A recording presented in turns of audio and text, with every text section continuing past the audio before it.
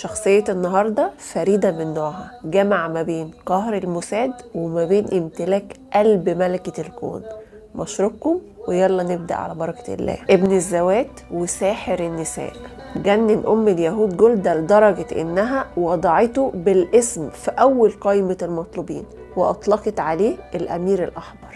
قاد العمليات الخاصة ضد الموساد اللي احتار في تصفيته بعد مرات من الفشل.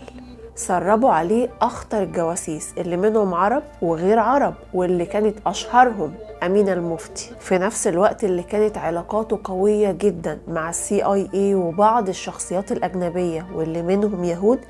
كان بيقود أهم عمليات النضال الفلسطيني. السؤال هنا، مين هو الأمير الأحمر وإيه حكايته اللي حيرت كل أجهزة البعدة وعلاقته بعملية ميونخ اللي قلبت عليه الدنيا وكانت سبب في نهايته، وإزاي كانت نهاية واحد من أهم شخصيات المقاومة الفلسطينية؟ خلينا نشوف أصل الحكاية. البطل ابن البطل علي حسن سلامة، ودي مش مجرد شعارات، وده لأن والده حسن سلامة كان واحد من أهم القادة في حرب 48 وقضى سنوات في المقاومة لحد وفاته.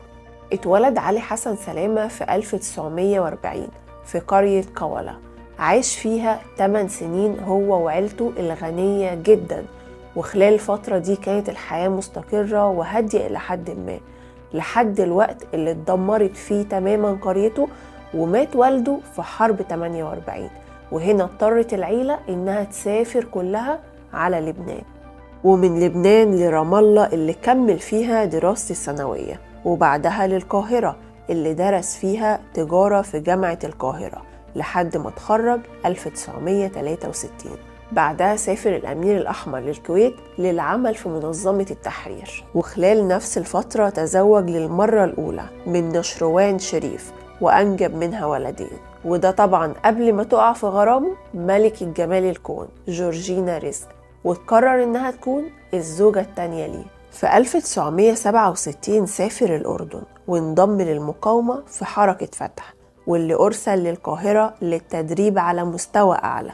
بعد رجوعه بفترة أسس الجهاز الأمني للحركة، وأصبح من الشخصيات المقربة جدا لياسر عرفات قائد الحركة ورئيس منظمة التحرير. ملك الأردن وقتها الحسين بن طلال ما كانش طايق المقاومة، وكان بيلاحقهم وبيسبب لهم مشاكل كتير، لحد ما حصل الحدث الأكبر بالنسبة للأمير الأحمر والمقاومة كلها، وهي الأحداث اللي اتسمت بأيلول الأسود في 1970، واللي راح ضحيتها كتير من الفلسطينيين وأفراد من المقاومة، واللي كان السبب في الأحداث دي بشكل عام هو الملك نفسه. وافتكروا الحدث ده كويس جدا لأنه هيكون نقطة انطلاق لعلي حسن سلامة.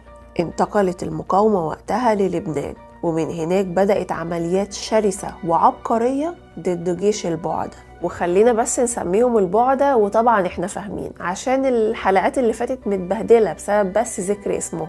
المهم بقى ان القوة 17 او منظمة ايلول الاسود اللي كان الامير الاحمر هو قائد عملياتها الخاصة، نفذت عمليات في قلب الأراضي اللي البعدة مسيطرين عليها، وكان اسم علي حسن سلامة بيرتبط بكل العمليات اللي ضد مصالحهم في كل أنحاء العالم، واللي كان منها إرسال طرود مفخخة لضباط مخابراتهم نفسهم، وكانت كل عملية وعملية بتطلع من نفوخهم. ده غير العملية اللي جننت جولدا نفسها وطلبته حيا أو ميتا، وهي عملية ميونخ 1972، واللي حصلت في مدينة ميونخ الألمانية في قلب الألعاب الأولمبية.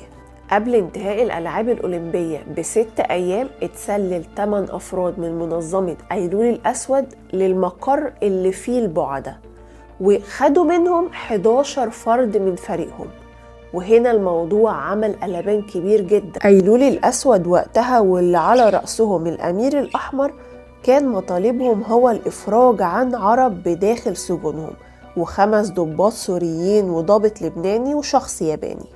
هنا بقى لما الموضوع سمع، جولدا مائير طلبت إن هي تتدخل، لكن الشرطة الألمانية أقنعتها إن كل شيء تحت السيطرة، لدرجة ان وزير الداخلية نفسه عرض على أيلول الأسود انهم يستبدلوا الأفراد اللي معاهم بمسؤولين من الألمان، لكن المنظمة رفضت تماما، ورفضت كمان أي عروض مالية، وكان شرطهم الوحيد هو تحرير 232 شخص فلسطيني وشخصيات تانية، وإما كده أو بلاش. مع بعض التحركات كده والفرق من الشرطة الألمانية اتقتل 2 من الأفراد اللي كانوا واخدينهم، فهنا بقى اضطروا ان هم يتفاوضوا معاهم، وطلب الأمير الأحمر طيارة توصلهم للقاهرة.